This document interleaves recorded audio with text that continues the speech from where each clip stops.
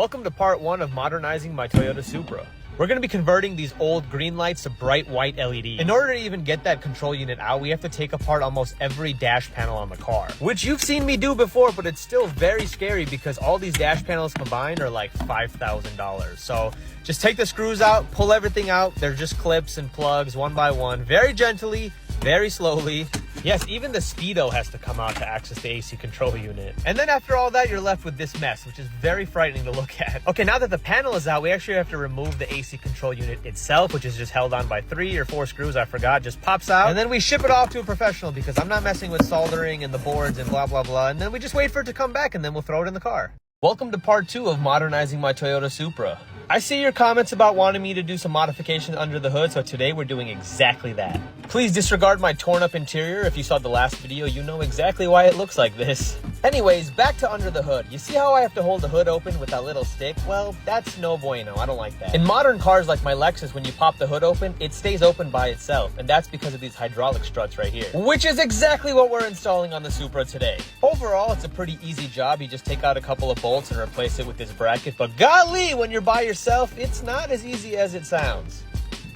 Next step is also pretty easy. You just take out one more bolt, replace it with this little ball joint thing, and that's what the other end of the strut sits on. Once that's done, all you do is snap in the struts. Ooh, that was satisfying. Another one. Last and final step is just making sure that we check our work. Oh, look at that, it stays up all by itself. Hopefully in part 3, we're gonna replace all the bulbs in my speedometer with LED ones, so stay tuned. Welcome to part 3 of modernizing my Supra. We finally got back our new AC control unit with the LEDs, and then we're also going to be putting new LED bulbs in the speedometer. Luckily, the dashboard is still in a million pieces, so pulling out the speedometer should be pretty easy. Just gotta start by loosening a few screws, nothing too crazy, and then the speedometer comes loose, you undo some wire harnesses, and that bad boy is set free.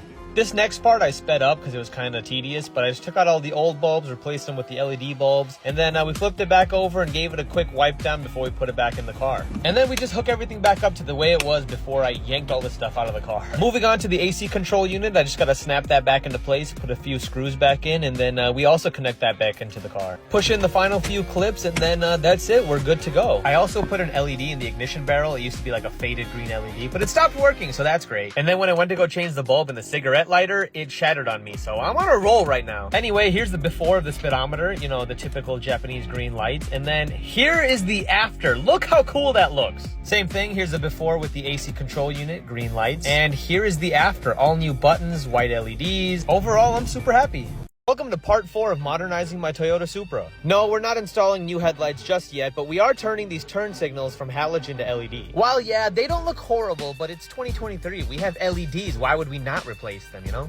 Getting them out is pretty easy. You just put your hand in there, give them a half twist, and the bulbs come right out. Check out these dinosaurs, huh? Luckily, I had some extra white LEDs laying around from another project, and then I got these off of Amazon. So now we just insert the new bulbs, and I'm just going into the car to make sure they work, and they do. Thank God for video editing, because putting the lights back in the housing took me forever. This is how they look side by side, the right side being the new side, the left side being the old side, and I think it makes a massive difference. Then I just repeated the steps on the other side of the car, because we want them to match, obviously. Do our final inspections, make sure nothing's gonna fall out while I'm driving, and that's a job well done.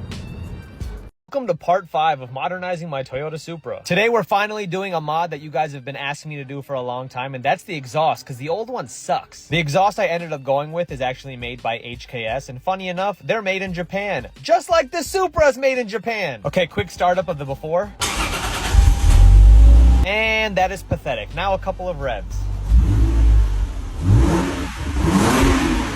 Next, we put the car up on some jack stands so I can slide under, and I am very claustrophobic, I found out today. Look how fast I'm trying to get out from under the car after I unbolt everything. I used the jack to help me lower down the old clunky exhaust, and then we dragged that behemoth out of there. Look at it, it just keeps going. This side-by-side helps you understand how restrictive that old exhaust is with all the bends and the small piping, and the new one is just so perfectly free-flowing, and it just looks beautiful. Speaking of beautiful, I even had my wife help me out a bit, and then it was finally time to unwrap that titanium exhaust tip.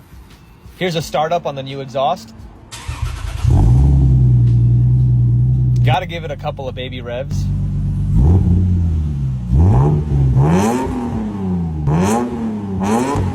And that is job well done. I am exhausted. I get it.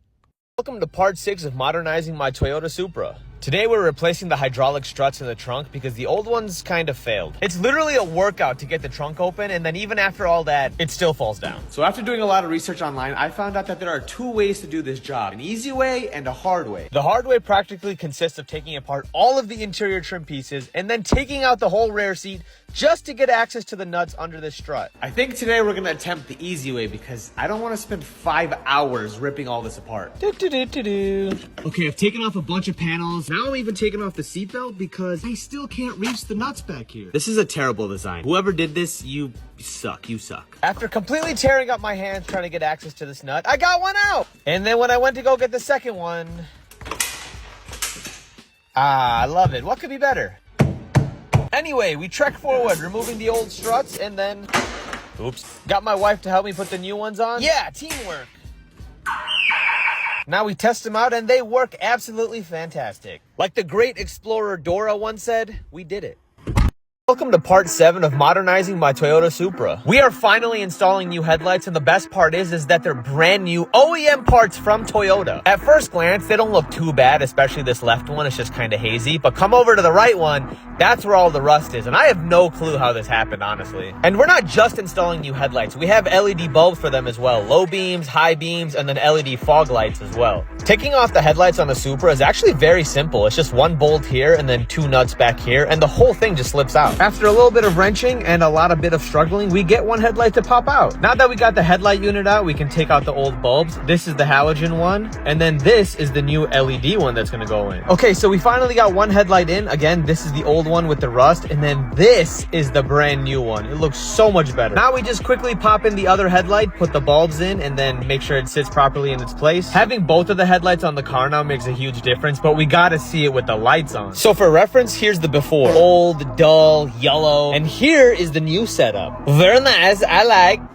Welcome to part 8 of modernizing my Toyota Supra. Today we're installing a new set of wheels that I actually bought from another Supra owner who upgraded to a better brand, but I got this for like 500 bucks. When I was a kid, I used to think black wheels looked good on any car. But part of growing up and maturing is realizing that silver wheels look way better than black wheels. Here's the old ugly wheel, and then this is the new one we're putting on. Much better.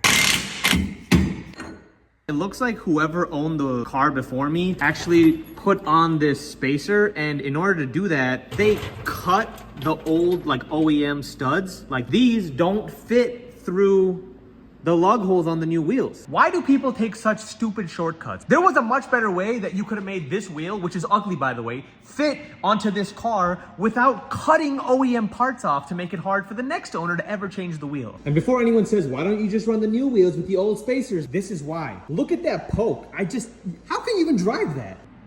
Sorry, guys.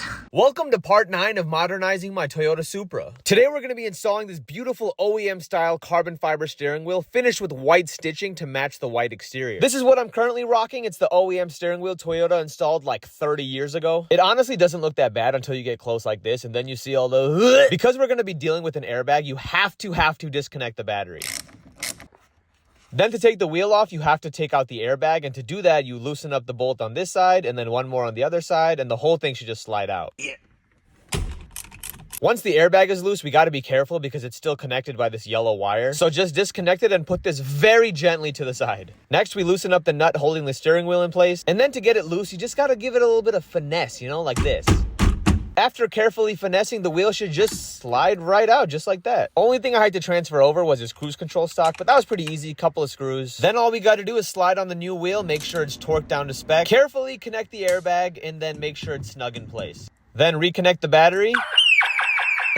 Oops. Anyway, this is the before, and this is the after. Makes such a big difference inside the car now. Overall, that was like a 3 out of 10 difficulty, but now it's looking very nice. Welcome to part 10 of modernizing my Toyota Supra. Today we're reattempting part 8, which is to put new wheels on the car, but if you watch that video, you know we ran into an issue. And that issue was that someone cut the OEM wheel stud, so today we're gonna put brand new ones in.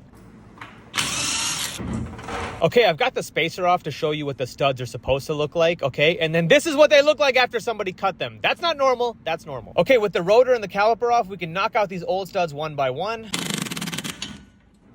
And then we use this fancy little tool to press the new ones in. Okay, 5 new wheel studs in and ready to go. Quick reassembly of everything we took apart. Okay, 1 wheel on. Now we repeat all of those steps again. Oh my God, the car gods must love me because look at this, look at this. They didn't cut the rear studs. Thank you. Oh yeah, back wheel fit with no problems. Okay, before we do the big reveal, one last look at the old set. And then, oh my God, they're so good. I love this car so much more now. Silver wheels was definitely the move.